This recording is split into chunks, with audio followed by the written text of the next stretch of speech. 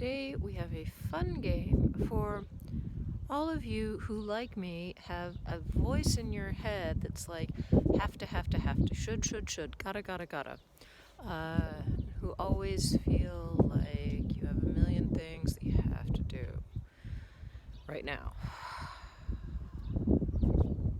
Guess what? Telling yourself have to all the time does not actually help you get these things done any faster.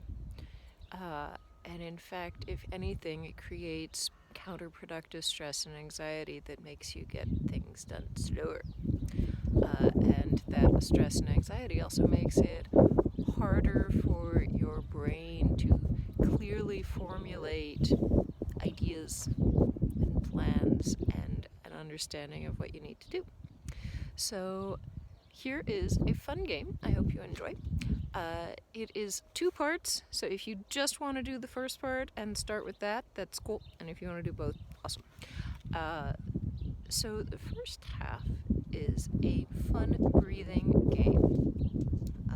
And get into a groovy meditative sitting position. You can try sitting on a chair with your feet on the ground, or you can sit on a cushion. It is somewhat easier if you're sitting, though, as opposed to lying down or doing a handstand or whatever. And something that was extra challenging for me until last week was I had only ever been told to sit comfortably or, sit naturally. And I never thought that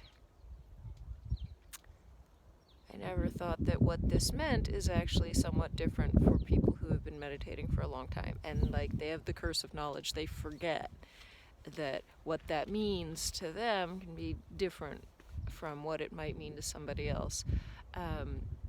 Potentially, like many of you, don't know, but I had always been sitting with my pelvis sort of straight upright, sort of battering myself into a good, dutiful position that I thought was correct.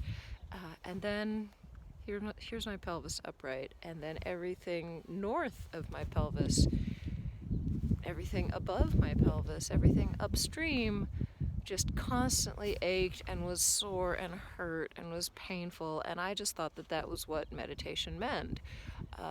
You gotta suffer, you gotta work through it, you gotta punish yourself by feeling the pain and then bringing your mind back to your breath and ignoring the pain, living with the pain, and it's all about the pain. And so I often preferred meditating lying down. But then somebody, a Buddhist monk at Thich Nhat Hanh's French monastery, happened to mention, just in passing, this useful tip. Give it a try. They said, tip your pelvis a little bit forward. And I was like, oh, I can't do that. That's so lazy. Oh my God, I'm not going to be a good person if I do that. But I tried it. I tipped my pelvis a little bit forward, and suddenly my 2 sits bones were really cemented into the ground. I felt really solid, really sealed, really rooted. I felt like I had a much more stable base for operations, and most miraculously of all, with my pelvis tipped a little bit forward, everything else upstream of it aligned itself naturally into a new way that naturally, or shall we say consequently, opened up my shoulders and let them drip down my back and got rid of jaw tension because I was no longer leaning forward, and it allowed my spinal column to be vertical and allowed my head to rest on top of my spine, and suddenly I had no more pain. And so I recommend that. Suddenly meditating was a bazillion times more fun just because of that one little shift that changed everything north of it. Give it a try. So with that in mind, find your comfy seat. And if you're sitting on a chair-like thing, make sure your feet are flat on the ground. If you're sitting on a cushion, crisscross applesauce, make sure that you've got your legs in a way that is reasonably comfy. Try this. And then tune into your breathing. We'll do it together.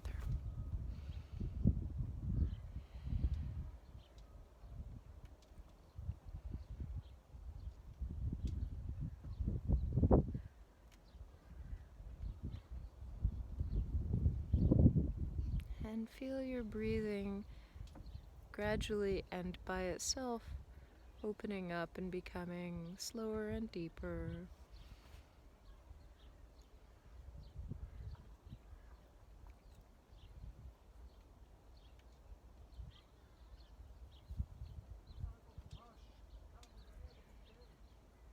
And notice as it naturally starts to flow through more and more of your body.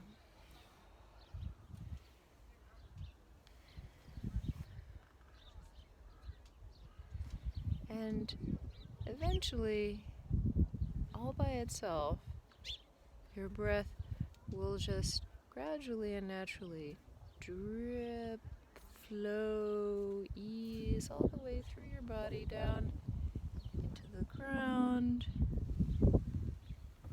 and all the way up through your crown of your head, up into the sky, and draw that energy down all the way through your body, down, and all that ground energy up through your body, through the sky, one more time, energy, down from the sky, all the way through your body, and down through the ground. And just notice how delicious it feels, and how it just keeps expanding and unfurling more and more.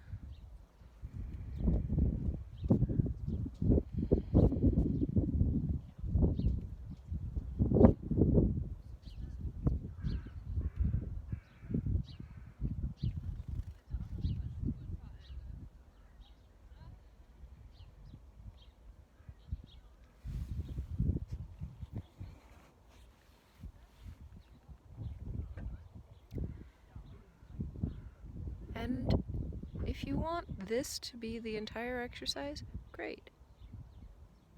Stop here. This is enough. Just be here with your breath and feel it washing all the way through you, down through your roots, all the way through the ground. And washing all the way through your body, out through the top of your head, and up into the sky.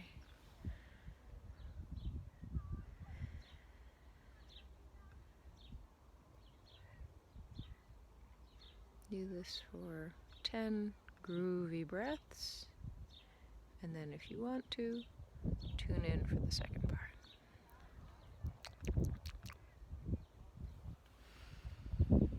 Okay, so here's the second part. In this groovy mindset, can you open your eyes and ears, but in a soft, wide way? Can you allow whatever sights and sounds and feelings and smells around you, can you allow them to come into your senses, as opposed to poking your senses at them? Can you notice the colors around you and also the air around the colors? And can you notice the sounds and also the silence around you? Ja, bitte sehr. Schönen Tag noch.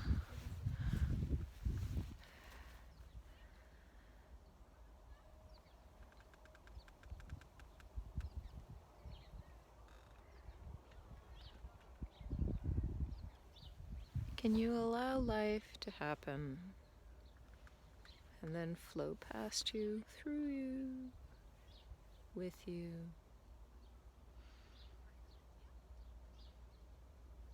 Can you allow yourself to be curious to everything that your senses perceive in a way that lets these observations just, you notice them, cool, and then they change. Can you just be cool with that? And if you notice your have to voice in your head,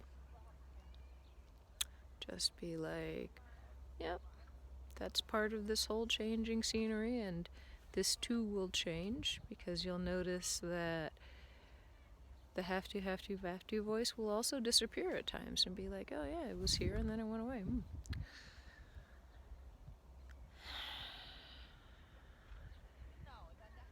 And then when you've had enough groovy mellowness and you feel complete, from this place, thank the world around you for being part of this wonderful experience. Ground yourself into your feet. That means feel your feet on the ground. Boop. Feet, ground. Feel the energy flowing through your roots. Bring yourself back into your body.